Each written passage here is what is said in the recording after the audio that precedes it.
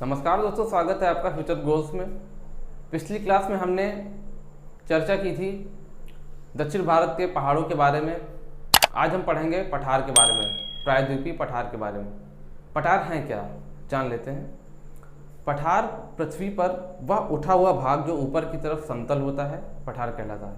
पठार को किसी लंबाई के आधार पर नहीं मापा गया है कि 150 से 300 मीटर की ऊंची हुई आकृति को पठार कहते हैं, ऐसा कुछ नहीं है। जैसा कि पिछली क्लास में हमने बताया था कि पहाड़ी और पर्वत के बीच डिफरेंस क्या होता है, क्योंकि पहाड़ी जो है 1500 से 3000 मीटर ऊंची उठी हुई आकृति पृथ्वी पर हिल्स कहलाती है, और 1500 से 10,000 मीटर ऊंची हुई जो आकृति होती है वो पर्वत कहलाती है। आइए देखते हैं। पठार इस तरीके से आकृति के पठार होते हैं। ऊपर समतल होते हैं, नीचे ऐसे होते हैं। ये आकृति पठार कहलाती है। भारत, इनको हम ये जो बीच में रेड मार्कर से दर्शाए हैं, ये पठार हैं। भारत को प्रायद्वीपीय पठार बोल देते हैं, क्योंकि ये जो पठार हैं भारत के प्रायद्वीपीय एरिया में है। क्योंकि ये क्षेत्र जो आपको दिख रहा है, पूर्वी छोर और पश्चिमी छोर, पश्चिमी घाट, ये प्रायद्वीपीय एरिया है। यानी कि ये तीन ओर से पानी से घिरा है। पूर्व में बंगाल की खाड़ी, पश्चिम में अरब सागर और दक्षिण में हिंद महासागर। आइए जानते हैं। पठार तीन प्रकार के होते हैं: इंटरमोस्ट प्लेटू, अंतः मध्य पठार, और वोल्केनिक प्लेटू, ज्वालामुखी पठार। तीसरा हो गया डिसेक्टेड प्लेटू, यानी कि विच्छेदित पठार। चलिए बात कर लेते हैं इंटरमोस्ट प्लेटू की। इंटरमोस्ट प्लेटू, इंटरमोस्ट प्लेटू, अंतः मध्य पठार।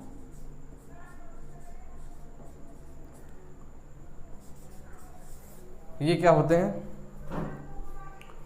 अंतः मध्य पठार दो पर्वतों के बीच स्थित होते हैं।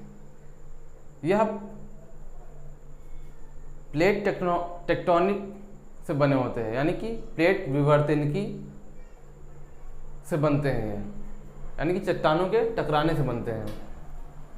जैसे कि पामीर का पठार, ये दो पर्वतों के बीच है। यहाँ पे एक पर्वत है,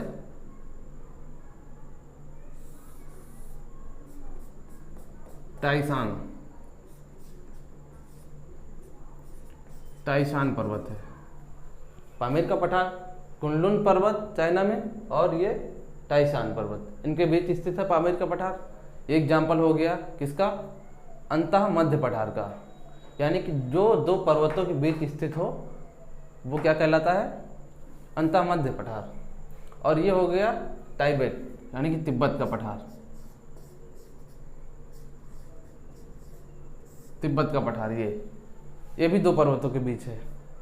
और हो गया मालवा का पठार, ये भी दो पर्वतों के बीच है, अरावली और विंध्याचल पर्वत के बीच। आइए देखते हैं।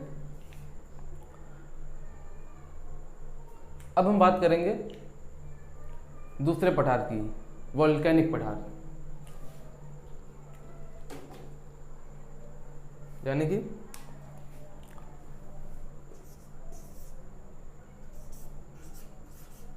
वोल्केनिक पठार, वोल्केनिक प्लेट्यू, ज्वालामुखी पठार।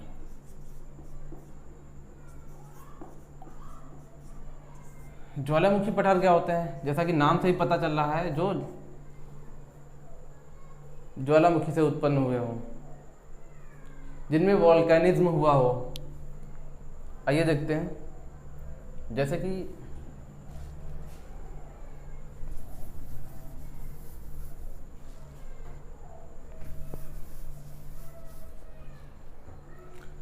कि ये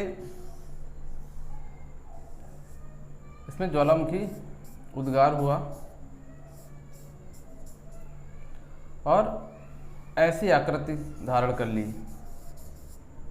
यानी कि स्टेयर वाली सीढ़ी नुमाकृत, इन्हीं को वॉल्केनिक पठार कहते हैं। इसका सबसे अच्छा एग्जाम्पल है दक्कन का पठार, दक्कन ट्रैप। इतने वाले हिस्से को दक्कन ट्रैप बोल देते हैं।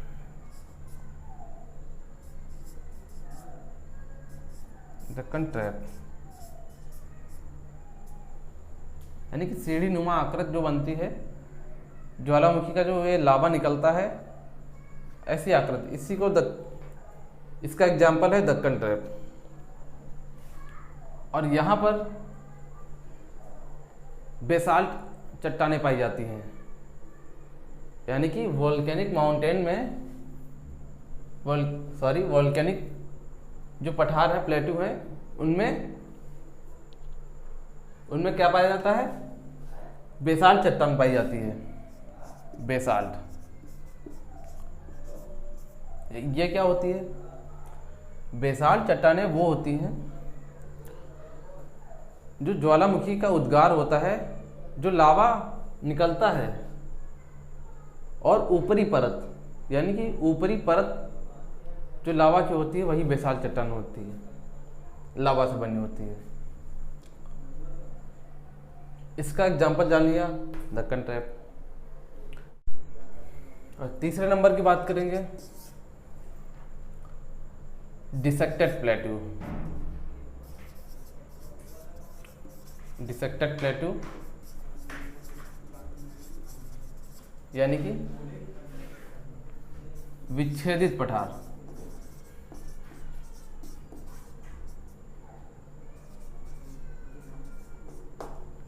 ये क्या होते हैं? ये मौसमी घटकों द्वारा अपरदन के कारण बनते हैं, यानी कि मौसमी घटक जैसे कि वायु, हवा का चलना, बारिश, तूफान वगैरह, इन्हीं घटकों के कारण अब जो अपरदन होता है, यानी जो कटाव होता है, उसके कारण बनते हैं। अब हम बात करेंगे मेवाड़ पठार की। ये जो आपको दिख रहा है मेवाड़ का पठार है। ये जो काला काला है, ये अरावली पर्वत है।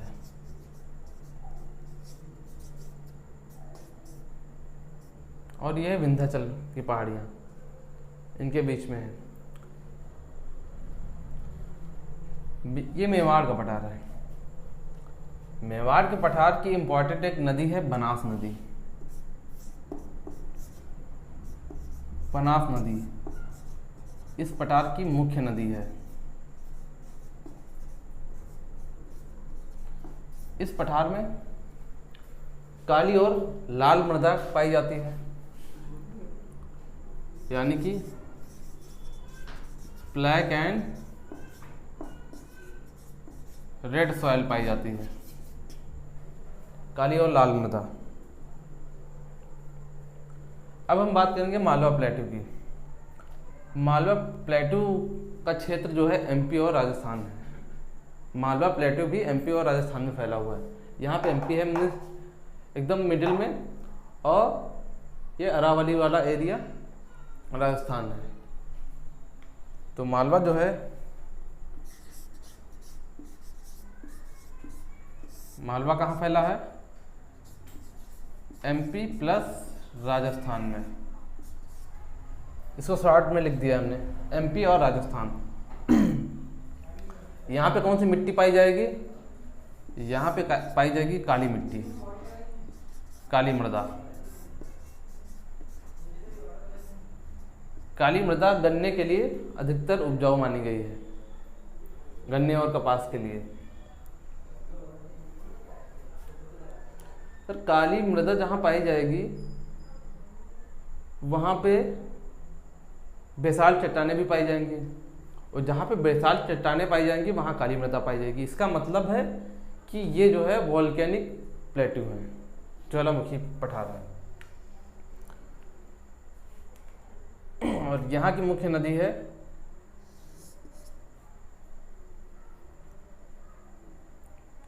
यहाँ की मुख्य नदी है, इम्पोर्टेंट नदी है, नदी का नाम है चंबल। याद नहीं आ रहा था, चंबल। चंबल नदी का काम क्या है? चंबल नदी का काम है मृदा अपरदन, यानी कि ये मिट्टी को काटती है, इसीलिए इसकी वैली जो है कैसी हो गई है, बीहड़। बीहड़, इसके आसपास के एरिया को क्या कहते हैं? बीहड़। यानी कि इसने ऐसी संरचना बना दी है, ऐसे ऐसे काट दिया है जमीन को, जगह जगह से काट दिया है ऐसे ऐसे। तो इसके आसपास का एरिया, चंबल नदी के आसपास का एरिया क्या कहलाता है? बीहड़। यहीं पे इसी की घाटी में डाकू पहले शरण लेते थे, लेकिन अब डाकू रहे नहीं, लेकिन वो अभी जगह जो है अभी भी है, बरकरार है। आप अगर एमपी जाएंगे तो देखेंगे चंबल के आसपास का एरिया जो है बीहड़ सा है। अब हम बात करेंगे, यहाँ पे है बुंदेलखंड, इधर लिख लेते हैं। ये जो है, ये एरिया है, ये कौन सा पठार है? बुंदेलखंड।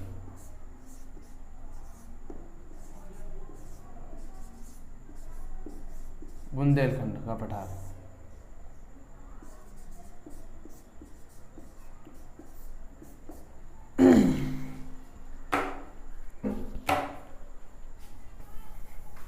यहाँ पे कौन सी इंपॉर्टेंट नदी पाई जाती है?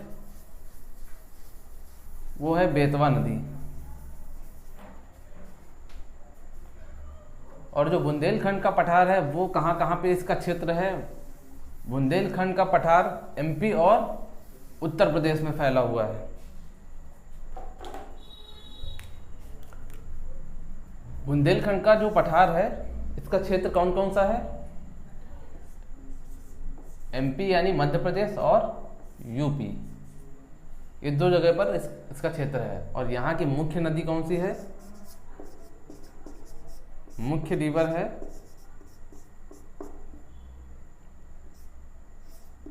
बेतवा नदी।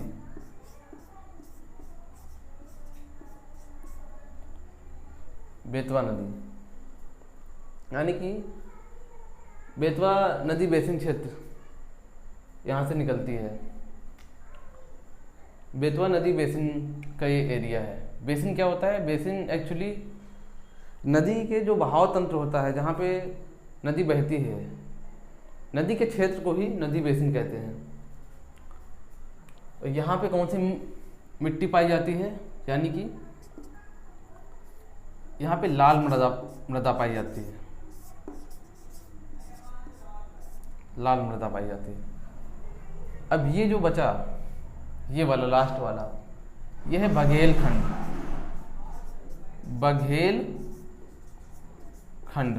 बघेलखंड का पठार। बघेलखंड जो है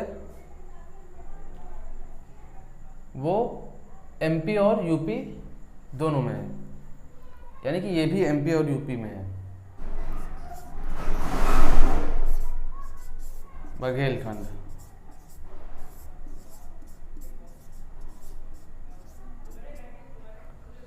यहाँ की मुख्य नदी कौन सी है? केन नदी, यानी केन नदी बेसिन क्षेत्र है।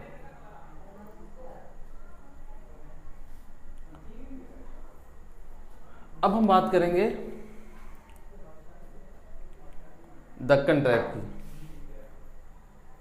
दक्कन का पठार की। दक्कन का पठार ये और ये आंध्र प्रदेश पठार और तमिलनाडु पठार और दक्कन ट्रैप को मिला के ही दक्कन का पठार कहलाता है ये एरिया। यहाँ पे खनिज ज़्यादा मात्रा में पाए जाते हैं। पठारों में खनिजों का भंडार होता है ये, क्योंकि आर्थिक दृष्टि से ये क्षेत्र सबल होते हैं। यहाँ पे खनिज पाए जाते हैं, जैसे कि क्वार्टज यानी स्फटिक, स्फटिक जो होता है प्रायद्वीपीय पृथ्वी पर पाया जाने वाला दूसरा सबसे महत्वपूर्ण खनिज है। और होता है मार्बल, संगमरमर,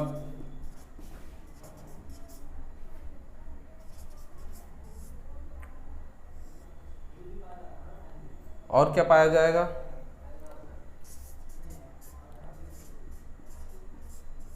कॉपर, और भी काफ़ी सारी चीज़ें पाई जाती हैं।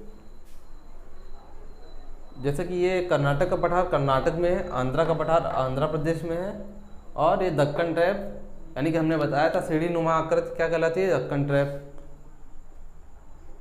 और ये पूरा जो है आंध्रा, कर्नाटक और दक्कन ट्रैप मिला के पूरा दक्कन का पठार कह दिया जाता है। और ये जो गोला सा सर्कल दिख रहा है आपको, ये क्या है? दंडकारण्य पठार, दंडकारण्य पठार। और इसके ऊपर है छोटा नागपुर का पठार। छोटा नागपुर का पठार उड़ीसा, झारखंड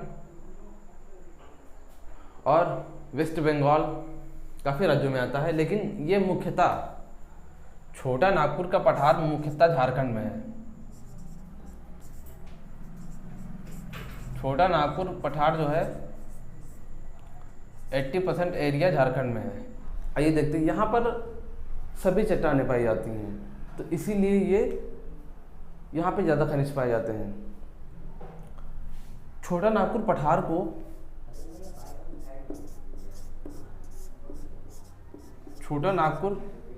को रूर प्रदेश के नाम से जानते हैं। इसके एरिया क्या क्या है? ये वेस्ट बंगाल यानी पश्चिम बंगाल और बिहार और उड़ीसा और झारखंड, इतने राज्यों में फैला है और इसको रूर प्रदेश के नाम से जानते हैं। रूर प्रदेश किसे कहते हैं? रूर प्रदेश जर्मनी के पठार हैं, तो वहाँ पे सबसे ज़्यादा खनिज पाए जाते हैं यानी कि मिनरल्स, तो इसीलिए इसको रूर प्रदेश कहते हैं, क्योंकि यहाँ पे भी सबसे ज़्यादा खनिज पाए जाते हैं।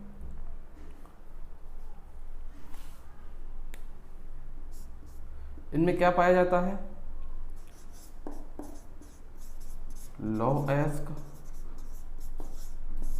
और माइका, मैग्नीशियम,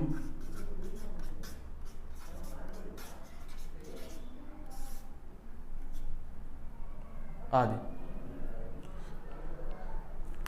तो छोटा नागपुर पठार को रूर प्रदेश कहते हैं, क्योंकि जर्मनी के जो पठार हैं यानी कि विश्व में सबसे ज़्यादा जर्मनी के पठार में ही खनिज पाए जाते हैं सबसे ज़्यादा, और उसके बाद भारत में कहाँ पे पाए जाते हैं? छोटा नागपुर पठार में। अब हम बात करेंगे दक्कन पठार की। दक्कन पठार जो है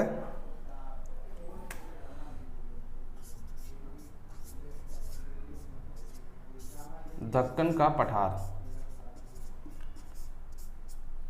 पठार का एरिया क्या है? ये जो आपको रेड मार्कर से दिख रहा होगा, इतने एरिया को दक्कन ट्रैप कहते हैं। अभी दक्कन ट्रैप बताएंगे क्या होता है। और ये जो कर्नाटक का पठार है, आंध्र प्रदेश का पठार है, ये किसके भाग हैं?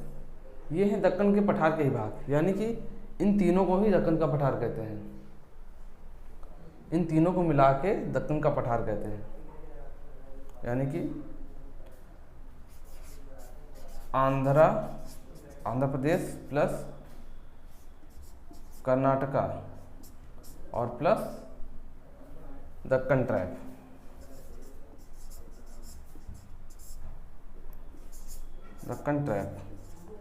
इनको मिला के ही दक्कन का पठार कहलाता है। इन तीनों को मिला के ही दक्कन पठार कहते हैं। ये दक्कन ट्रैप क्या होता है? दक्कन ट्रैप जो है सीढ़ी नुमा आकृति है, जैसा कि हम पहले बता चुके हैं, दक्कन ट्रैप जो है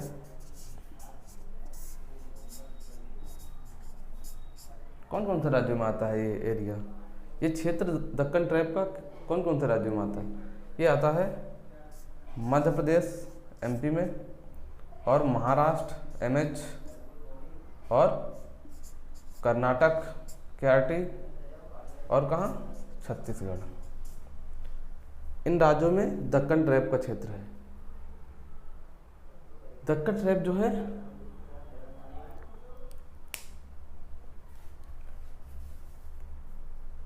दक्कन ट्रैप में काली मृदा पाई जाती है और यहाँ बेसाल्ट चट्टानें हैं, काली मृदा है।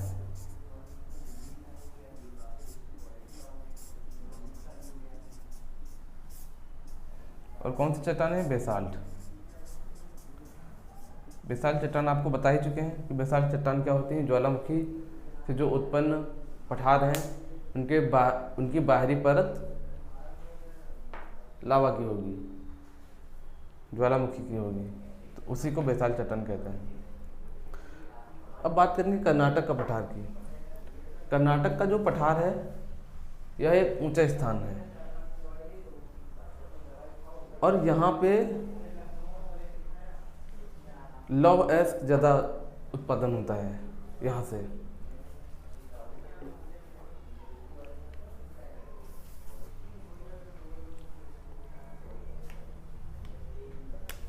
अब बात करेंगे कर्नाटक के पठार की।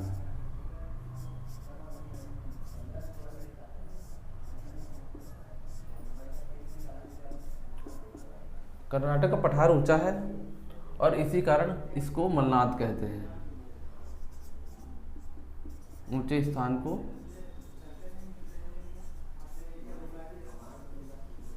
मलनाद कहते हैं।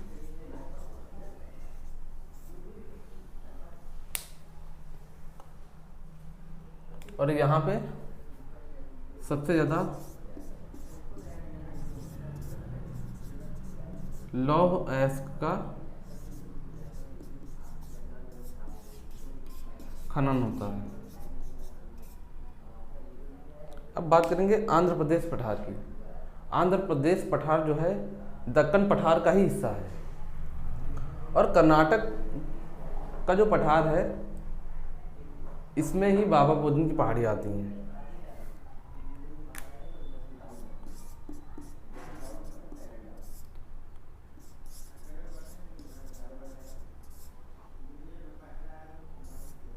बाबा बुदन की पहाड़ियाँ इन्हीं का हिस्सा है, कर्नाटक के पठार का। अब बात करेंगे आंध्र प्रदेश पठार की।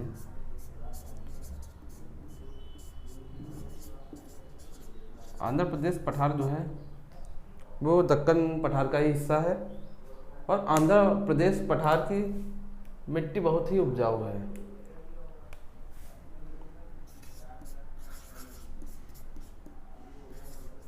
फर्टाइल सॉइल पाई जाती है यहाँ पे, इसी कारण यहाँ पे सबसे ज़्यादा चावल का उत्पादन होता है।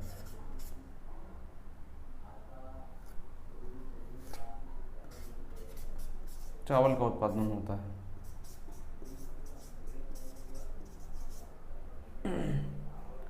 अब बात करेंगे दंडकारण्य पठार की। दंडकारण्य पठार जो है उड़ीसा में इसका क्षेत्र है।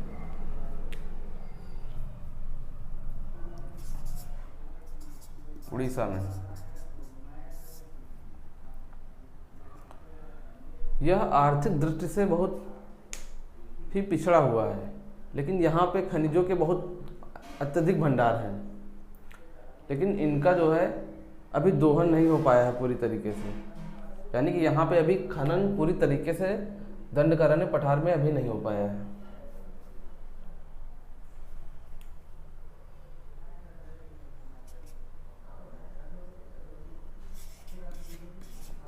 दंडकारण्य पठार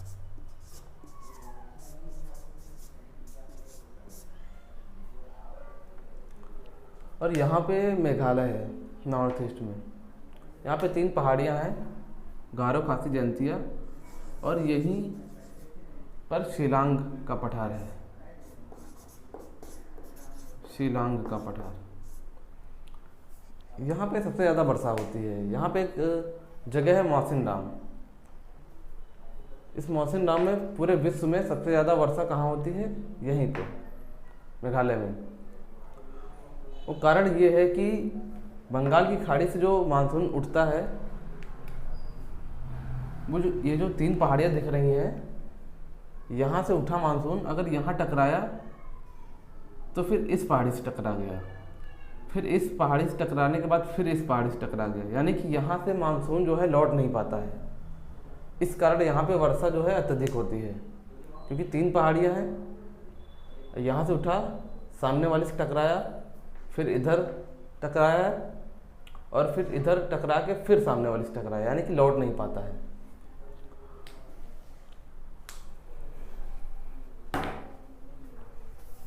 अब बात करेंगे कि सबसे बड़ा पठार कौन सा है और विश्व में सबसे बड़ा पठार कौन सा है, और इसके साथ ही विश्व के सबसे ऊंचे पठार के बारे में जानेंगे और भारत के सबसे ऊंचे पठार के बारे में जानेंगे। कौन सा है देख लीजिए। अब बात करेंगे सबसे ऊंचे पठार के बारे में। विश्व में सबसे ऊंचा पठार कौन सा है और भारत का सबसे ऊंचा पठार कौन सा है? सबसे ऊंचा पठार और सबसे बड़े पठार के बारे में बात करेंगे।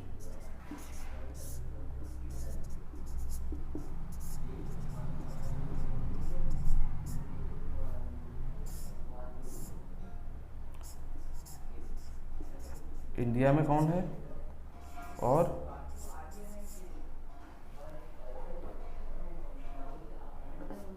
वर्ल्ड में कौन है?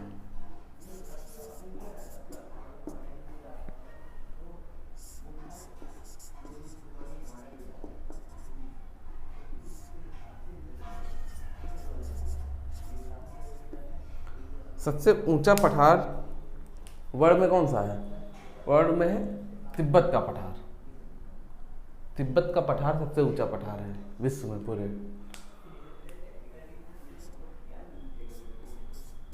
तिब्बत का पठार सबसे ऊंचा है। और भारत में कौन सा है सबसे ऊंचा पठार? वो यहाँ पे नॉर्थ में लद्दाख का पठार। सबसे ऊंचे की बात करें भारत में, सॉरी ये गलत लिख गया है,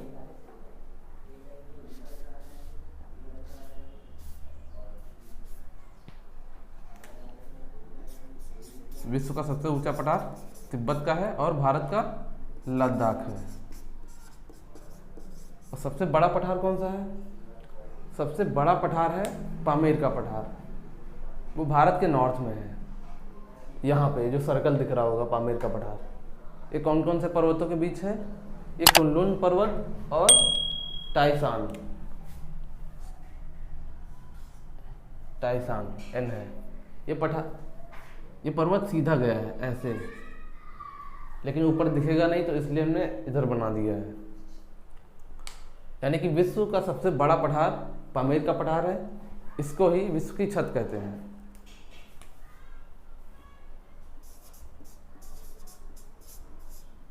पामेर का पठार। और भारत में सबसे बड़ा पठार कौन सा है? दक्कन का पठार। यहाँ पे इन तीनों को मिला के ही दक्कन का पठार कहा जाता है।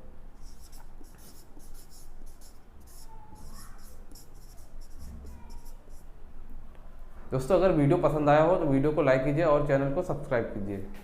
Thank you.